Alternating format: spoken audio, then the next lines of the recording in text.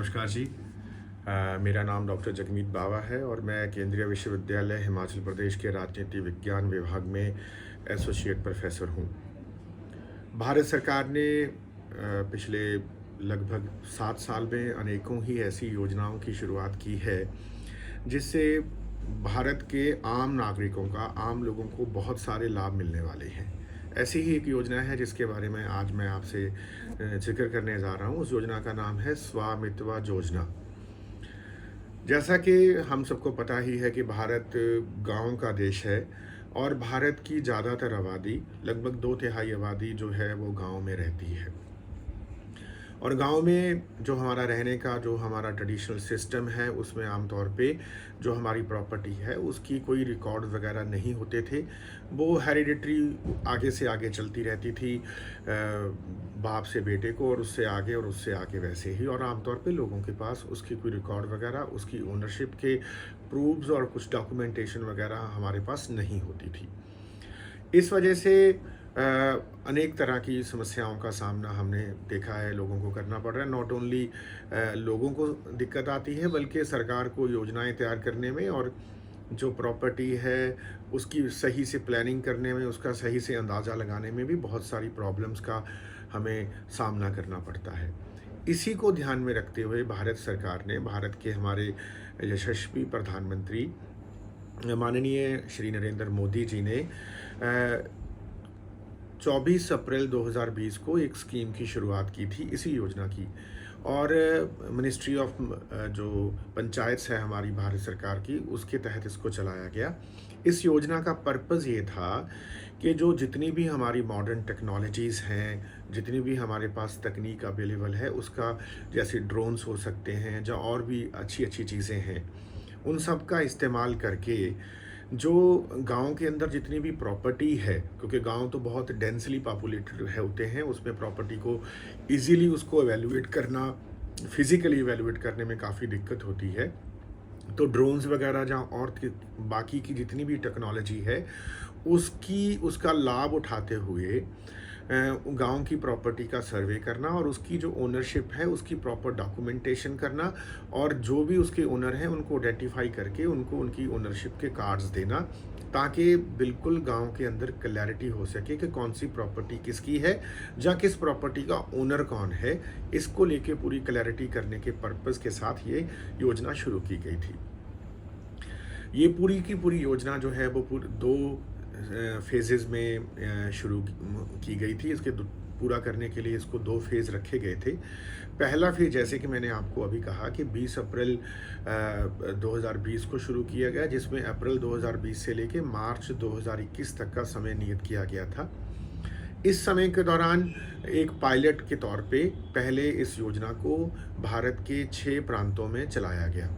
इन प्रांतों में हरियाणा था, उत्तराखंड था, यूपी था, मध्य प्रदेश था, महाराष्ट्र था और साथ में कर्नाटका भी था। इन स्टेट्स को सिलेक्ट करने के समय काफ़ी ध्यान रखा गया कि उसमें पहाड़ी क्षेत्र भी आ सके, उसमें मैदानी भी आ सके, उसमें पठार वाले जो नीचे के स्टेट्स हैं, नॉर्थ इंडियन स्टेट्स भी आ सकें, दक्षिण भारत की स्टेट्स भी आ सकें, छोटी स्टेट्स और बड़ी स्टेट्स, सब तरह की स्टेट्स को शामिल किया गया, ताकि पहले फेज़ में जितनी भी प्रॉब्लम्स हैं उनको आइडेंटिफाई किया जा सके इस योजना को अच्छे से लागू करने में, और ताकि सेकंड फेज़ में फिर उन सबको उनका निवारण किया जा सके। भारत सरकार ने पहले फेज़ में इन 6 स्टेट्स के अंदर जो ये एक पायलट सर्वे किया, जो योजना चलाई गई, उसके ऊपर सरकार ने लगभग 80 करोड़ रुपया खर्च किया। अभी 2021 के बाद इस योजना को बाकी की सभी स्टेट्स के लिए भी अभी ओपन कर दिया गया है, और 2025 तक, यानी कि अप्रैल 2021 से लेके मार्च 2025 तक भारत के सभी प्रांतों में इस योजना को लागू किया जाएगा, और जितने भी हमारे गांव में रहने वाले हमारे भाई बहन हैं उनको इस योजना का लाभ दिया जाएगा। ये योजना में, इस योजना के तहत आता कौन कौन है, कौन से लोग ऐसे लोग हैं जो इस योजना के लाभार्थी होंगे? जो लोग 25 सितंबर 2020 से या उसके बाद के जो भी लोग गांव के अंदर रह रहे हैं, गांव में हैं, उन सबको इस योजना के तहत शामिल किया जाएगा, वो इसके लाभार्थी रहने वाले हैं। इसके अलावा संक्षेप में, अगर संक्षिप्त में हमने बात करनी हो कि इसका फ़ायदा क्या है, इसके प्रमुख ऑब्जेक्टिव्स क्या हैं, उद्देश्य क्या हैं इस योजना के, तो वो मोटा-मोटी 4 या 5 ऑब्जेक्टिव्स हैं इस योजना को लागू करने के।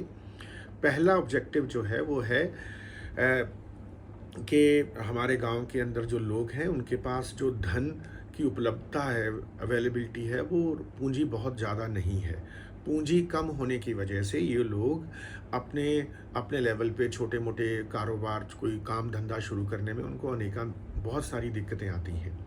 तो सरकार चाहती है कि गाँव में रहने वाले लोग जो हैं वो सेल्फ रिलायंट हों, वो आत्मनिर्भर बनें। तो जब उनके पास, लोगों के पास अपनी प्रॉपर्टी के डॉक्यूमेंट्स होंगे, उनकी ओनरशिप के उनके पास कार्ड्स होंगे, तो ये लोग जो है वो बैंक से लोन ले सकते हैं और लोन की हेल्प के साथ वो अपना छोटा-मोटा काम धंधा, छोटी-मोटी small scale industries, cottage industry, छोटा-मोटा कोई ना कोई काम शुरू कर सकते हैं। एक तो इसका ये लाभ है। दूसरा लाभ ये है कि हमने जो हमारा सामाजिक ताना-बाना है, सोशल सिस्टम है, उसमें हमने देखा है कि गाँव के अंदर, क्योंकि हमारे पास जो ये लैंड रिकॉर्ड्स हैं वो पूरी तरह अच्छे से अवेलेबल नहीं हैं, अप टू डेटेड नहीं हैं।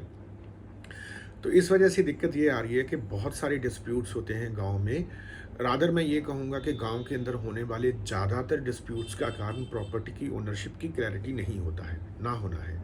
जब प्रॉपर्टी की ओनरशिप की क्लैरिटी नहीं है तो लोगों के आपस में डिस्प्यूट्स होते हैं।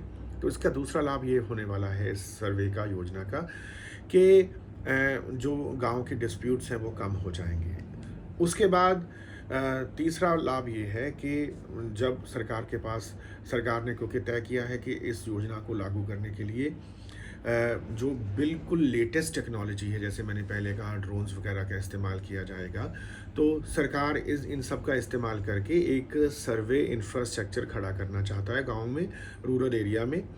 और इस सर्वे, जब ये इंफ्रास्ट्रक्चर खड़ा हो जाएगा तो उसकी सहायता के साथ जीआईएस मैप्स बनेंगे और इन सब का लाभ ये होने वाला है कि सरकार आने वाले समय में जब भी गांव को लेके कोई योजना बनाने जा रही होगी, कोई प्लानिंग कर रही होगी, तो उस प्लानिंग को अच्छे से उसका निष्पादन करने के लिए, उसको अच्छे से ड्रॉ करने के लिए, जहाँ उसको अच्छे से एग्जीक्यूट करने के लिए उनके पास जो एक बेसिक डाटा की रिक्वायरमेंट है, कितनी प्रॉपर्टी है, उसका ओनर कौन है, इसके बारे में सरकार को हेल्प मिलने वाली है। एक और एस्पेक्ट भी है टैक्सेशन सिस्टम को, जिसे हम मान सकते हैं। ये टैक्सेशन सिस्टम में सरकार को ये फ़ायदा होने वाला है कि किन लोगों को शामिल करना है, किन को निकालना है, इसके बारे में तय करने के लिए, कितने लोगों को शामिल करके कितना टैक्स इकट्ठा होगा, ये सब नीति बनाने में, ये पॉलिसी बनाने में सरकार को बहुत फ़ायदा होने वाला है इस योजना का। तो मैं पर्सनली ये फ़ील करता हूँ कि ये जो योजना है वो ऐसी योजना बहुत पहले आनी चाहिए थी। मैं भारत सरकार का, भारत के प्रधानमंत्री का धन्यवाद करता हूँ इस योजना को शुरू करने के लिए।